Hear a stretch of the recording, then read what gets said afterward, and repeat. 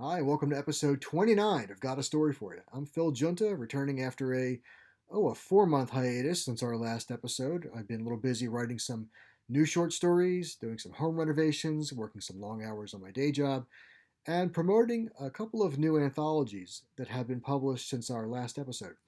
The first of which is called Meanwhile in the Middle of Eternity. It is the third and final volume in the Middle of Eternity series of science fiction, fantasy, and paranormal stories.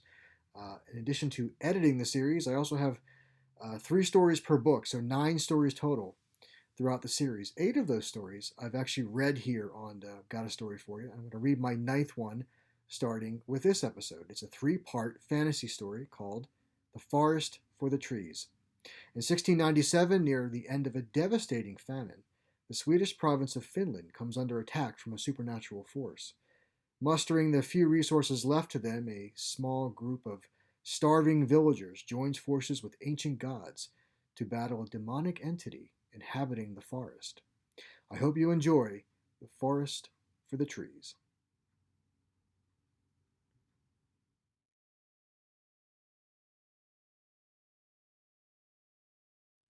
It was 3 o'clock in the morning when a crack of thunder tore Petrus from a fitful sleep. A distant flash of stark white revealed the slender silhouette of his wife, Ivuka, standing at the window. He slipped out of bed and moved beside her. For the third consecutive night, the heavens erupted with a terrifying fury, but this time the spectacle was accompanied by distant screams. Together, husband and wife watched helplessly as roiling clouds hurled bolts of lightning and streaks of fire in a relentless assault on the farmlands outside of town. Ivuka sighed and lowered her head. It will be dawn in less than an hour. Later today, we can expect more survivors to make their way here, if there are any. I hope there's room in the church. Better for them to die tonight by God's wrath than to continue starving with the rest of us.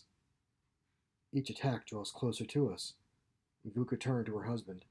I fear we may be next. We should leave Petrus, abandon this town, and move south. I'm sure my brother and his family will come with us. Petrus shook his head. The famine is everywhere. There is nothing but starvation between here and Helsingfors. I've heard stories that it goes far beyond our borders. People have died by the thousands. Robbery and cannibalism are rampant. There is nowhere for us to go. Ivuka turned back to the window. The firestorm ceased as quickly as it had begun. The clouds dispersed, the strident cries faded, and peace reclaimed the night. Both of them knew that this was only a temporary respite. I wonder how many died this time. Less than the night before, or more? What have we done to anger him, Petrus? Is it not enough to turn the weather against us and destroy our crops for the past 3 years? Must he now send fire down upon our homes? This is not the mercy that Jesus preached. Petrus had no response. For what mere mortal could understand the mind of God? He took Ivuka into his arms and kissed her forehead. We must continue to pray. I have faith that the answers will be revealed. In the darkness, Ivuka sobbed. I fear the only answer God has for us is death.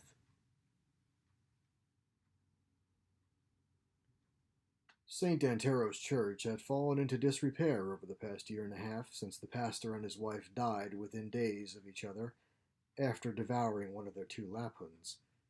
It was rumored that the remaining dog had begun feeding off their corpses before they were finally discovered. Such desperation was common during the famine, but the news had devastated Petrus and Ivuka nevertheless. They had been married at St. Antero's 3 years before. The church continued to serve as a central meeting place for the predominantly Lutheran community, especially during times of crisis. Since God had begun attacking the farms 3 nights ago, for what other explanation could there possibly be, St. Antero's also served as a shelter. When Petrus and Ivuka arrived for their dawn prayer meeting, they heard angry, raised voices even before opening the door. The center of the narthex was occupied by local farmers as well as several village residents. The men were engaged in heated arguments, shouting over one another while distraught wives tried to intervene and frightened children sobbed under the baptismal font.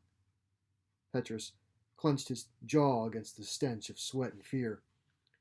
Around the room's perimeter, a dozen townsfolk leaned against the walls, observing the clamor with weary, drawn expressions.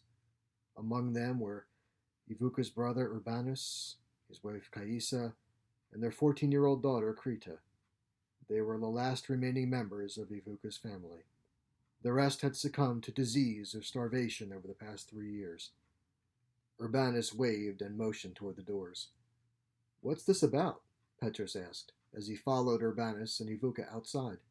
Once the doors closed behind them, Urbanus exhaled in relief.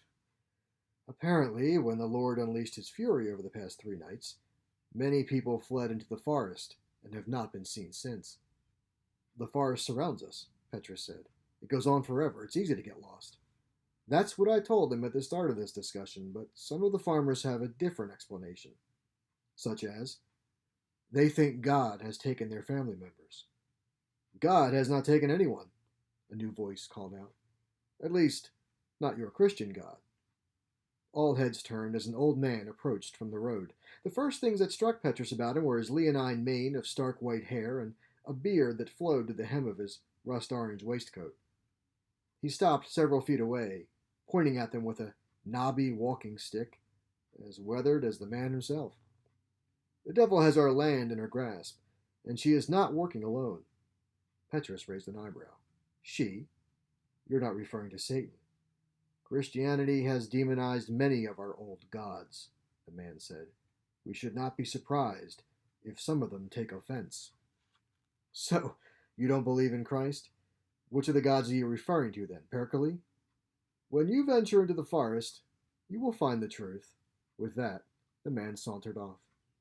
"If Perkele is still among the gods, why doesn't he help us?" Petrus called out. "Wasn't he also Ukko, the old god of weather and harvests?" "Petrus, let it go," Ivuka said. "He's just a crazy old pagan." Without stopping or turning, the old man replied, "Why would Perkele help those who have cursed his name?" The church door opened and Caissa emerged. "Urbanus, Petrus, they're forming a search party to comb the forest for the missing. They're looking for volunteers among the men." Urbanus shook his head. "We don't even have enough food to feed the people who are here.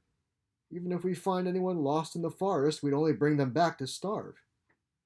"When do they intend to start?" Petrus asked. "Today until dusk," Caissa replied, "and at least for the next day or two. The women have agreed to make bark bread to take along. They have 7 men already." "Make that 8," Petrus said. Ivuka frowned. "Just for today, I promise." "It's a waste of time and energy," Urbanus grumbled. "We'll all be dead soon enough." A few hours later, the men fanned out through the forest in pairs, each agreeing to remain within earshot of the others. Petrus teamed up with Johannes, one of the most prominent farmers in the area. His oldest son had vanished into the forest during the second night's attack. "You didn't lose anyone out here," the farmer said. "Why did you volunteer?" "I just want to help."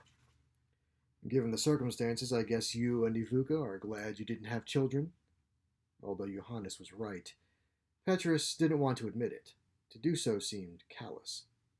"We still plan to, someday, when this famine ends. If we survive that long. Remember when the Marconins lost their daughter last year?" Petrus nodded. "Well, did you know the rest of the family cooked and ate her after she died?"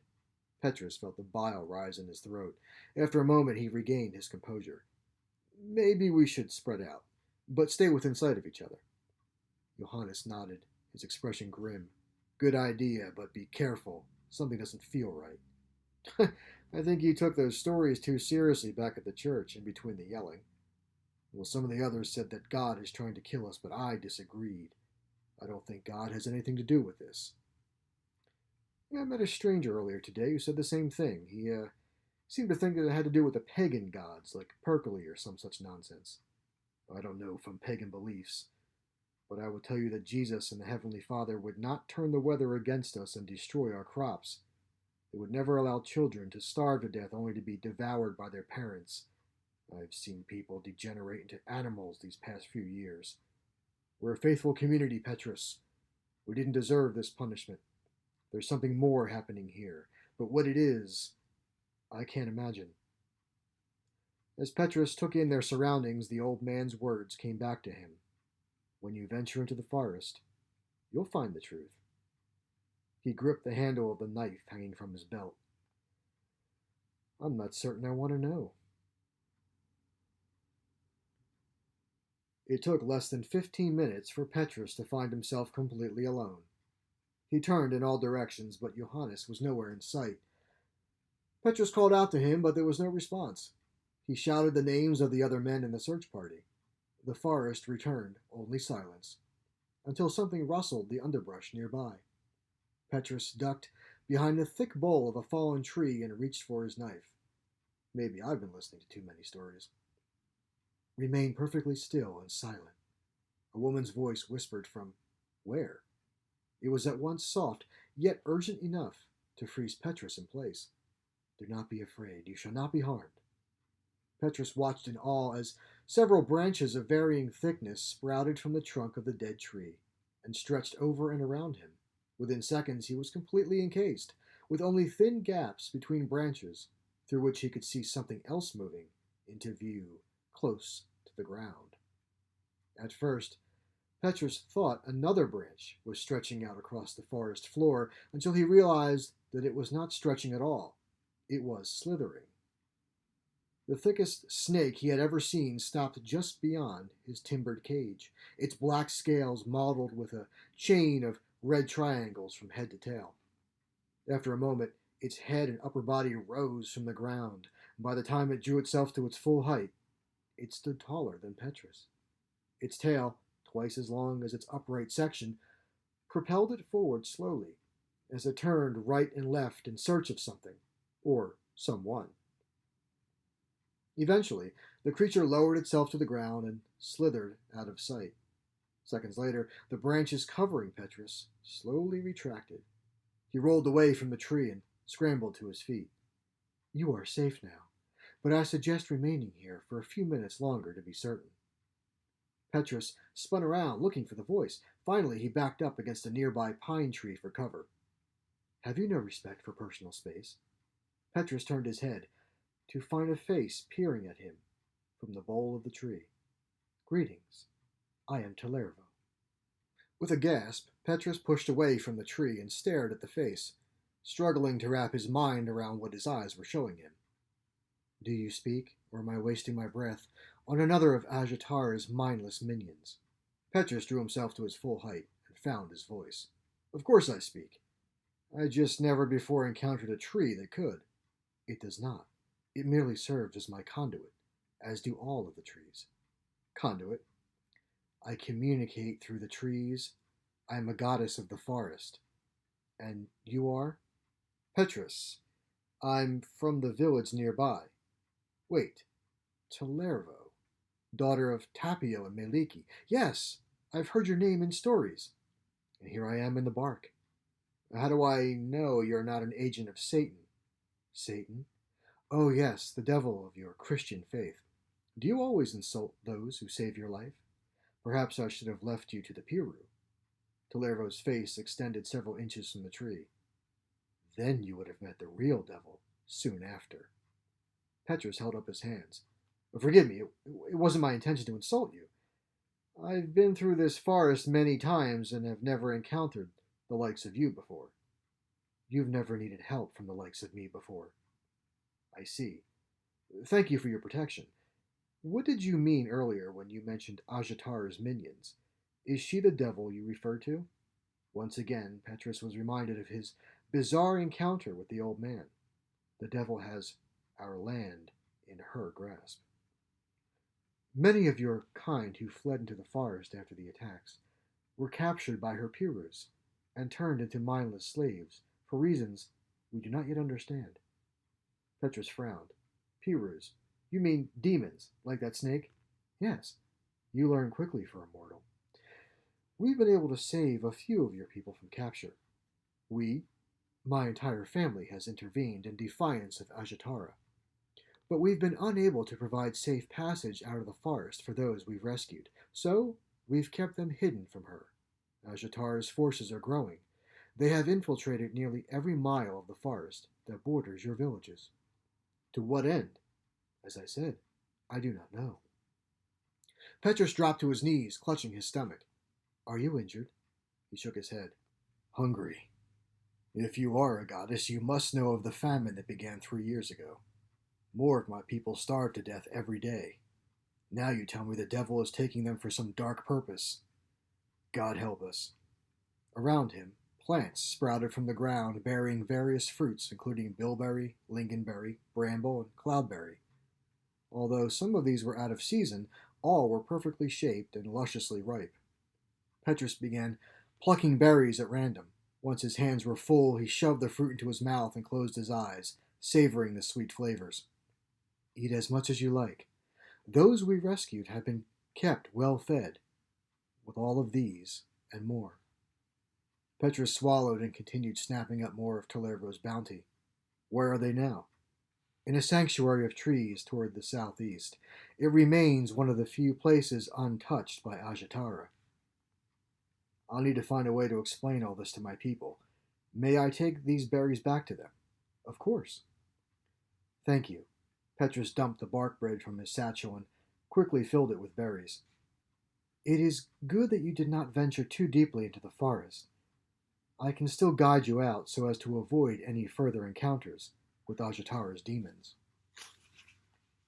As Petrus walked, Talervo's visage disappeared and reappeared in various trees, leading him along a circuitous route.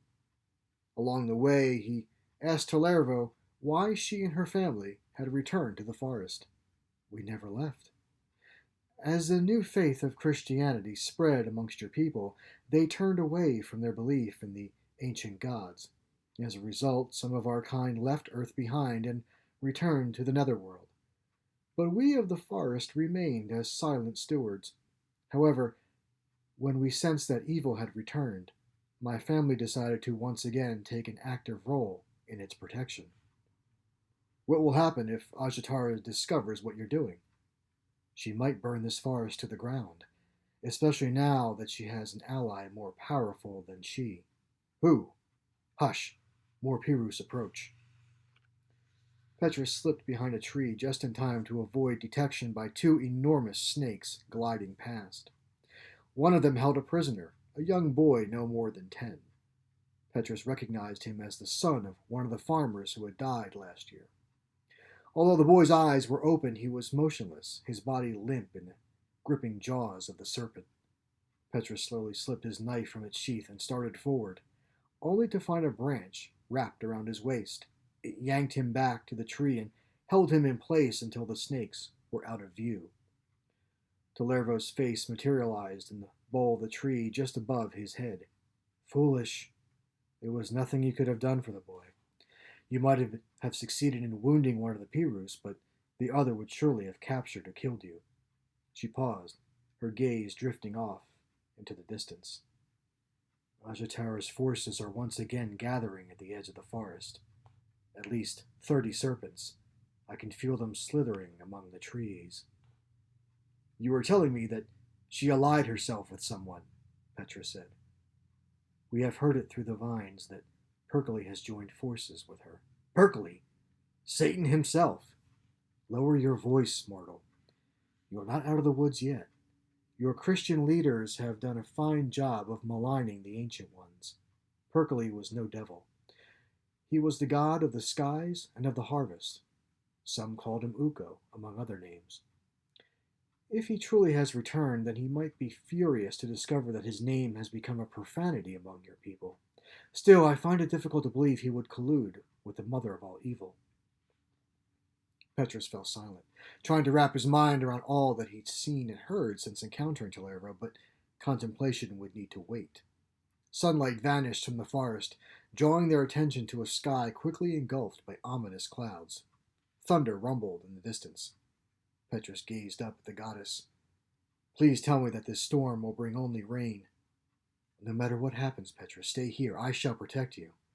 He shook his head. This isn't right. It always happens just before dawn. Who can predict the devil? Petrus looked west, toward the edge of the forest and his village beyond. Ivuka.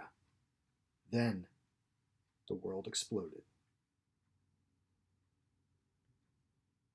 Petrus ran toward the edge of the forest, weaving through a maze of birch trees, until he tripped over an exposed root and landed face first. For a moment he lay prone, the wind knocked out of him. As he caught his breath, a frigid breeze carried the stench of burning wood. Petrus stopped. Tellervo gazed down at him from the broad, gnarled hulk of an ancient yew. I cannot protect you if you run. Ignoring her, Petrus peered through the trees at the conflagration that had once been his village. The blaze served as a terrifying backdrop to the chaos unfolding around him. Several bolts of lightning struck just beyond the forest, their flashes of pale white revealing frantic silhouettes of people and demons darting in all directions. Petrus flinched as raging thunder shook the forest floor, momentarily muffling the shouts and screams that seemed to come from everywhere. Don't worry about me. Protect them. With that, Petrus pushed himself off the ground and bolted toward the fray. Petrus! Tellervo's pleading shouts were drowned in the mayhem. When he was nearly clear of the forest, he rounded a cluster of towering pine trees, just as two familiar figures rushed past. Urbanus! Caissa! The couple slid to a halt. Urbanus pointed toward the sky. Petrus, God is unleashing his wrath upon us. We must take refuge. No, don't go any further. The forest is dangerous. More so than out here? Where's Ivuka? We were separated, Caissa replied. She and Krita were ahead of us, somewhere. As she spoke, a massive green and yellow snake uncoiled from a thick branch just above their heads. Its gaping maw descended toward Caissa. Petrus drew his knife. Behind you! Urbanus yanked Caissa away just as the serpent lunged directly into the path of a spear that impaled its head and pinned it against the tree. Caissa yelped as the rest of the creature's limp form unfurled and dropped to the ground in a crumpled heap. Urbanus nudged its tail with his boot. It's taller than a man and nearly as wide. It could have swallowed any one of us whole. He's a little one, a new voice called out. Be glad you didn't encounter one of the beasts that Petrus saw earlier. Everyone turned as the old man from the church approached with a grin. He pulled the spear out of the tree and dropped the tip, letting the snake's head slide off. Good to see I still have my throwing arm. How did you know my name? Petrus said. For that matter, who are you? I am known as Väinämöinen. As to how I know your name, I overheard it at the church earlier. By the way, I'm afraid that's the only building still standing in your village. I advise we regroup there quickly before more of Ajatara's demons arrive. Together, all four hurried out of the forest. The assault from the heavens had ceased, and the sky was now clear, save for the billowing smoke from fires that had consumed most of the village. In the narthex of St. Anteros, they sat in silence after Petrus imparted his experiences with Tellervo and the demons. Urbanus refused to believe a word of it, while his wife quietly wept. Now, Petrus leaned his head back against the wall and pondered his next move. He recalled the lifeless body of the boy in the jaws of the snake. Could his wife be enduring the same fate right now? Was she being carried off to whatever version of hell lay deep in the forest? He looked over at Caissa, huddled in the arms of her husband, and knew they were wondering the same about their daughter. We have to go back into the forest, Urbanus said. We need to find Krita. Is that so? Väinämöinen raised an eyebrow. Was it not you who, just earlier today, considered it a waste of time and energy to go searching for those who went missing? They're just going to starve to death anyway. Of course, I suppose it's different when it's one of your own. Why are you here, old man? Urbanus snapped. Where do you come from, and what business is this of yours? Urbanus, Petrus held up a hand. You saved our lives back there. I simply offer my help, Väinämöinen said. And from the looks of things, you could use it. Caissa touched her husband's arm, and Urbanus lowered his gaze to the floor. We'll return to the forest at daybreak tomorrow. Petrus stood and patted his satchel. I have some food to sustain us tonight, and I know how to get more once we're in there. First, we'll need weapons. I suggest we spend the rest of today searching the abandoned farms for axes, sickles, knives, anything. We'll sleep here in the church tonight. And pray for Krita and Ivuka, Kaisa added. Wainamoinen looked from one to the other in turn. You now know what awaits you in the forest. It is almost certain that your loved ones have already fallen prey to Ajatara's demons. The chances of finding them grow slimmer with each passing hour. What's more, we'll be grossly outnumbered. Are you certain you want to do this? Petrus nodded. The devil herself couldn't keep me away. Just after dawn the following morning, the group skulked among the trees, weapons in hand. In addition to his knife, Petrus had found an axe at one of the farms, while Urbanus now carried a sickle, and Kaisa a scythe. Wainamoinen had managed to conjure up a longsword, which now dangled from his belt in a well-worn leather scabbard. Petrus, where exactly did you see this goddess? Urbanus whispered. As I said, in the trees. Everyone peered up into the branches and toward the treetops, all but Wainamoinen. No, here! Petrus tapped a nearby birch, just above eye level. Her face appeared in the trunk, and she spoke to me. Kaisa was deadpan. You had a conversation with a tree? No, he had a conversation with a goddess, a voice replied from behind them. Do I really need to explain all of that again? All heads turned to see the face of Tellervo materialize in the curling bark of a lone alder. Petrus stepped around a gaping Urbanus. Of his three companions, only Wainamoinen appeared unfazed at the sight of a talking tree. I'm relieved to see you again, goddess. Why have you returned, Petrus? It is too dangerous here. The Pirus are still patrolling the forest. They captured many of your people yesterday. Were you able to save any? Some, yes. A woman nearly as tall as I, with reddish blonde hair, possibly running with a shorter girl? Tellervo frowned. Not that I recall, Petrus, I am sorry, but there is a chance they were rescued by my mother or father, and are being ushered to the sanctuary as we speak. Can you take us to this sanctuary? Wainamoinen said. It would have been easier in yesterday's chaos, but in the stillness now it will be challenging to avoid detection. So many demons are still slithering about, looking for stragglers. But it can be done. It's a 3-day journey. Follow me and do not deviate from the path.